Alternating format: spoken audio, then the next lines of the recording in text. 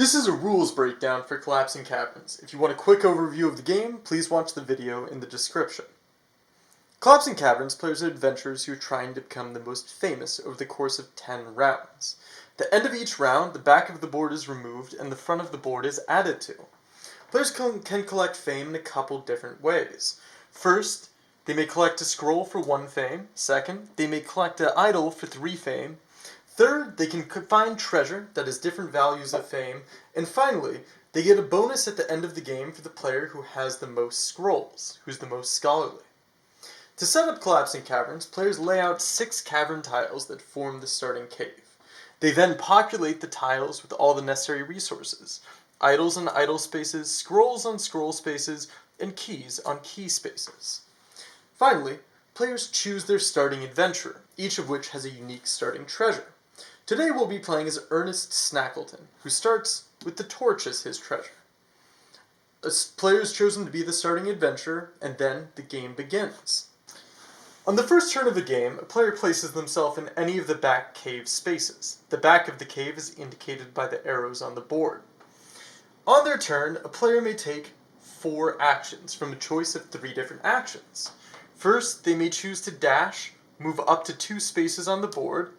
Next, they can choose to loot, to take an artifact from the space that they're on and place in their inventory. And the third action is to fiddle, to use treasure or open a vault. If they're on a vault space, they may discard a key to draw 2 treasure, choose 1, and discard the other one.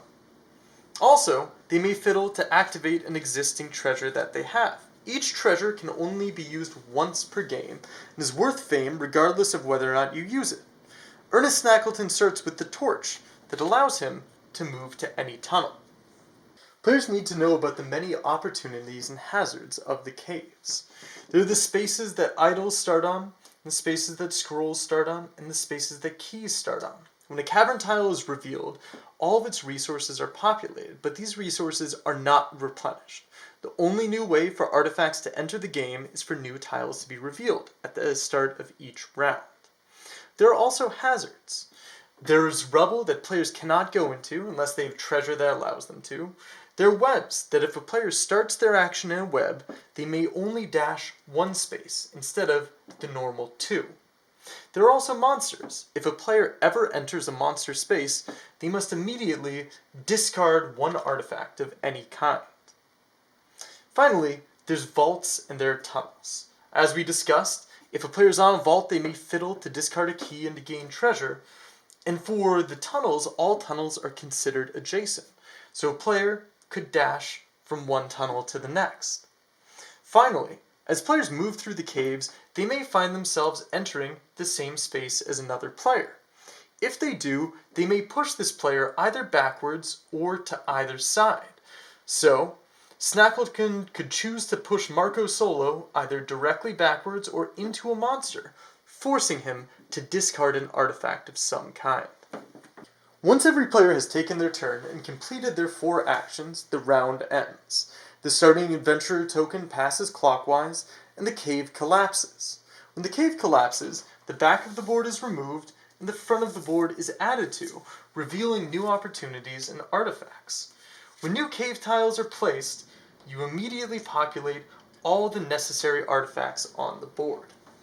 If a player was in the Collapsing Cavern, if they were on a cave tile that collapsed, they must immediately discard 1 artifact, and on their next turn, they start at the back of the cave in any of the back cave tiles. The game takes 10 rounds, because after 10 rounds, every single tile will have been revealed, and then the game will end after that round. There's a bonus that if a player on the final round of the game exits the board at the front of the cave, they will get an additional idol and they will be allowed to use 1 last key to unlock treasure. Once the final round ends, players count up all of their fame. They get 1 fame for each scroll, 3 fame for each idol. They get fame for all of their treasure, used and unused, and there's a bonus for the player with the most scrolls. 6 fame going to the player with the most, 4 fame for the second most, 2 fame for the third most, and in ties, both of the players get the fame. And that's Collapsing Caverns. It's a fast-paced game that's easily accessible, quick to learn, and highly replayable because of the randomized board and the many paths to victory. It can be played with 2 to 5 players and it takes 20 to 40 minutes to play. I appreciate your time watching this video today. If you have any other questions about Collapsing Caverns, please do not hesitate to reach out to me. But regardless, I hope you have a wonderful day.